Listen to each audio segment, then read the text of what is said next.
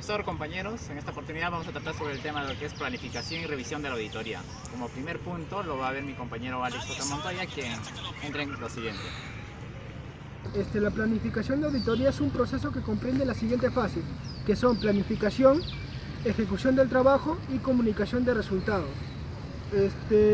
La planificación de auditoría comprende el desarrollo de una estrategia global para su administración, al igual que el establecimiento de un enfoque apropiado sobre la naturaleza, oportunidad y alcance de los procedimientos de auditoría que deben aplicarse. El planteamiento también permitirá que el equipo de auditoría pueda hacer su apropiado del potencial humano disponible.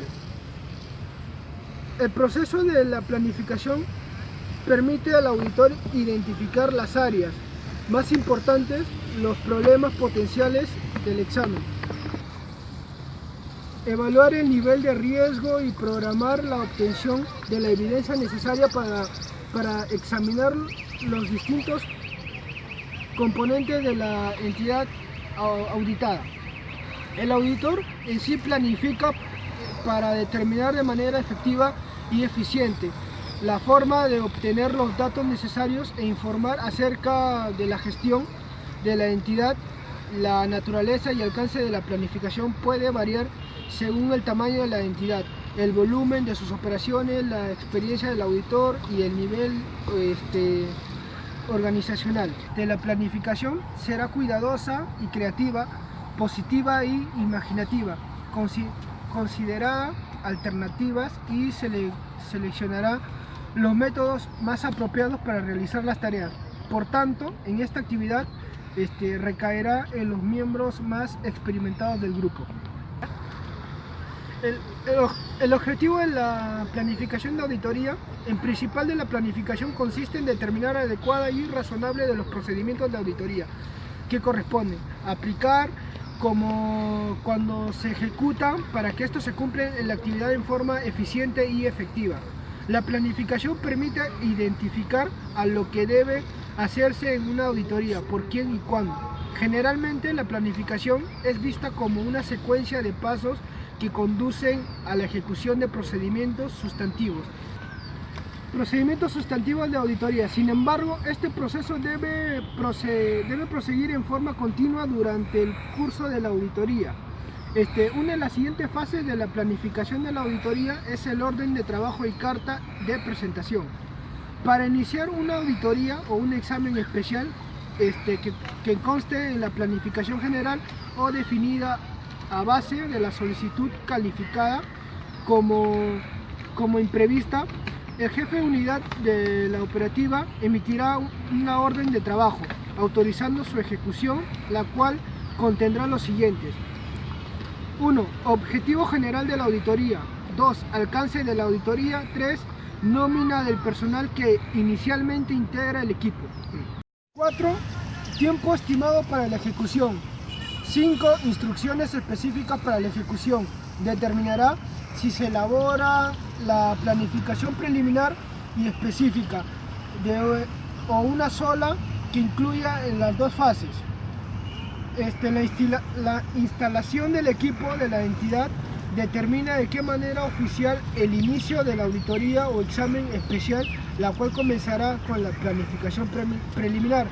Para la planificación preliminar es preferible que el equipo esté integrado por el supervisor y el jefe de equipo. La primera de ellas se configura en forma preliminar la estrategia a seguir en el trabajo a base del conocimiento acumulado e información obtenida del ente de auditar, mientras que en la segunda se define tal estrategia mediante la determinación de los procedimientos específicos para aplicarse por cada uno de los componentes y la forma en la que se desarrolla en el trabajo de las siguientes fases. En específica, en esta fase se define la estrategia a seguir en el trabajo de campo. Tiene incidencias en la eficiencia y utilización de recursos, en el logro de las metas y objetivos definidos para la auditoría. Se fundamenta en la información obtenida inicialmente durante la planificación preliminar. La planificación específica tiene como propósito principal evaluar el control interno para obtener información adicional, evaluar y clasificar los riesgos de la auditoría, seleccionar los procedimientos de auditoría a ser aplicados a cada componente en la fase de ejecución mediante programas respectivos. Estos aspectos se analizan con mayor detalle en los manuales especializados de la auditoría emitidos por la Contraloría General del Estado. Tenemos en el punto 2.7 del control interno. El artículo 8 de la Ley Orgánica de la Contraloría General del Estado establece que el control interno constituye un proceso aplicado por la máxima autoridad, la dirección, el personal de cada institución, proporciona seguridad razonable de que se propongan los recursos y se alcancen los objetivos institucionales. Constituyen elementos del control interno el entorno del control, la organización, la idoneidad del personal, el cumplimiento de los objetivos institucionales, los riesgos institucionales en el logro tales objetivos institucionales y las medidas adoptadas para afrontarlos, el sistema de información, el cumplimiento de las normas jurídicas y técnicas y la corrección oportuna de eficiencias de control. Esta definición es concordante con la expuesta por el Comité de Organizaciones Participantes COSO, que dice: el control interno es el procedimiento efectuado por la alta dirección y el resto del personal de una entidad, diseñado por el objetivo proporcionar un grado de seguridad razonable en el cuadro a la consecución de objetivos dentro de las siguientes categorías: eficiencia y eficacia de las operaciones, fiabilidad de la información, el cumplimiento de las leyes y las normas aplicables. Esta definición refleja ciertos conceptos fundamentales. El control interno lo llevan a cabo personas. No se trata solamente de manuales, políticas e impresos, sino de personas en cada nivel de la organización. El control interno no solo puede optar un grado de seguridad razonable, sino la seguridad total a la alta dirección de la entidad. El control interno está pensando para facilitar la consecución de objetivos en una o más de las diferencias categóricas que al mismo tiempo se solapan. Elementos de control interno. Constituye elementos del control interno los siguientes. El control interno muestra fases, ¿no?, como el entorno del control, la organización, idoneidad del personal, el cumplimiento de los objetivos institucionales, los riesgos institucionales en el logro de tales objetivos y las medidas adoptadas para afrontarlos, el sistema de información, el cumplimiento de las normas jurídicas y técnicas y la corrección oportuna de las eficiencias del control. El SAS 70 determina que el control interno consta de 5 componentes relacionados entre sí, si estos se derivan en estilos de alta dirección y están integrados en el proceso de gestión y son efectuados por el tamaño de la entidad. Ambiente de control, evaluación de riesgo, actividad de control, información y comunicación y el monitoreo o supervisión. Bueno, doy pase a mi siguiente compañera. Con la exposición con el siguiente tema, que también es importante, es el seguimiento de las recomendaciones, ya que el auditor, como parte de la evaluación del control interno, efectuará el seguimiento de las recomendaciones y verificar el grado de cumplimiento de las medidas correctivas propuestas con los procedimientos para efectuar el seguimiento de las recomendaciones, que se inician en las unidades operativas al planificar un nuevo examen.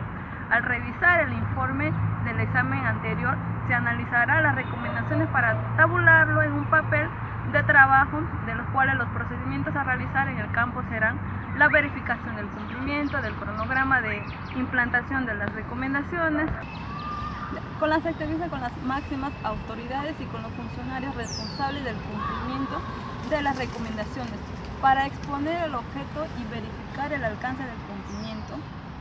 Bueno, también tenemos el punto de método, documentación para evaluar los controles internos, que son, al evaluar el control interno, las autoridades gubernamentales lo podrán hacer a través del cuestionario, descripciones narrativas, diagramas de flujo según las circunstancias, o bien aplicar una combinación de los mismos, una forma de documentar y evidenciar esta labor.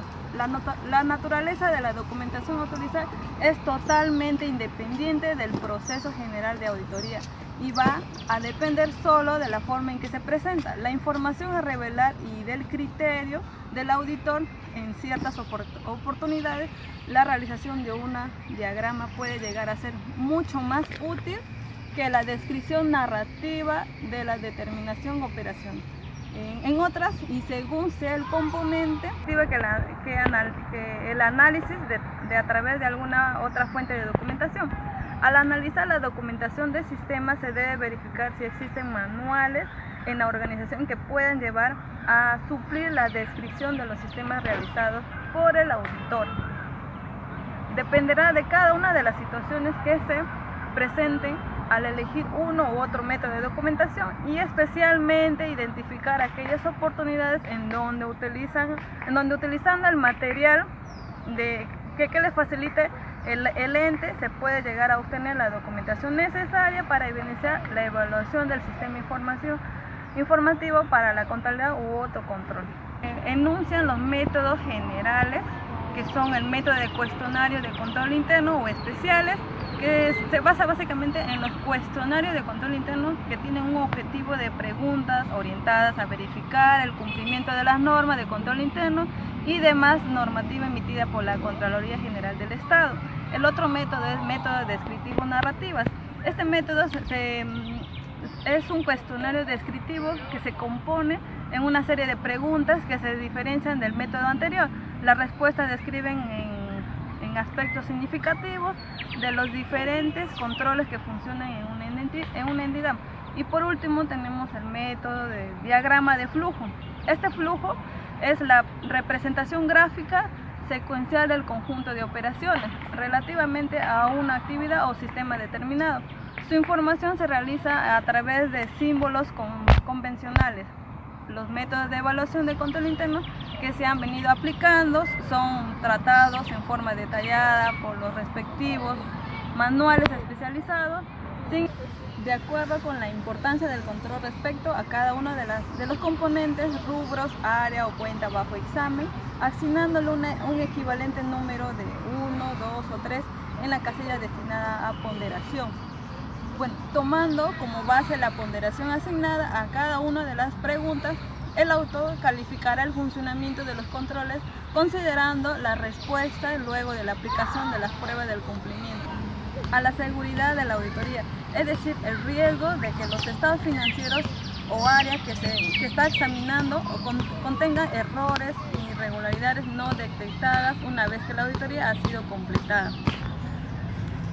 Desde el punto de vista del auditor, el riesgo de auditoría es el riesgo que el auditor está dispuesto a asumir de expresar una opinión sin salvedades respecto a los estados financieros que contengan errores importantes. Bueno, voy a dar el pase a mi siguiente compañero. Profesor, compañeros, continuando con la exposición sobre pruebas y técnicas de auditoría. Introducción. Una vez que el auditor se familiarice con el sistema de funcionamiento de la empresa, todos aquellos estén funcionando correctamente o satisfactoriamente, y eso se va comprobando a través de pruebas. Por medio de la aplicación de las pruebas apropiadas de las actividades, se puede comprobar la efectividad de los métodos utilizados en la entidad, a fin de determinar la precisión y la contabilización, y además que la entidad cumpla con todas las normas y disposiciones legales. Siguiente punto, tenemos los tipos de prueba en auditoría. La primera prueba sería pruebas globales, en las cuales sirven para identificar las áreas potencialmente críticas donde se pueden ser necesarios el mayor análisis a consecuencia de la variación que existe. La segunda es como pruebas de cumplimiento. Esta clase de pruebas tiene a confirmar el conocimiento que el auditor tiene acerca de los mecanismos de control de la entidad, obteniendo en la etapa de evaluación de control interno, como a verificar el funcionamiento efectivo durante el periodo de permanencia en el campo. La tercera prueba tenemos prueba de sustitutivas. Tiene como objetivo comprobar la validez de las operaciones y o actividades realizadas que se pueden referir en el universo o parte del mismo, por lo cual se aplica procedimientos de validación que se ocupen de comprobar la existencia de las actividades y operaciones, la propiedad en las operaciones y hechos económicos, la correcta valorización y actividad en las operaciones y adecuada presentación de toda la información, la totalidad de las actividades y operaciones, es decir, que ninguno haya sido omitida, ¿no? Como siguiente punto tenemos los programas y técnicas de auditoría. En tema de programas de auditoría, el programa de auditoría es un documento formal que sirve para la guía de procedimientos de ser aplicados durante el curso del examen y como registro permanente de labor efectuada. Es un enunciado lógicamente ordenado y clasificado de procedimientos de auditoría a ser empleados y la extensión y oportuna de su aplicación.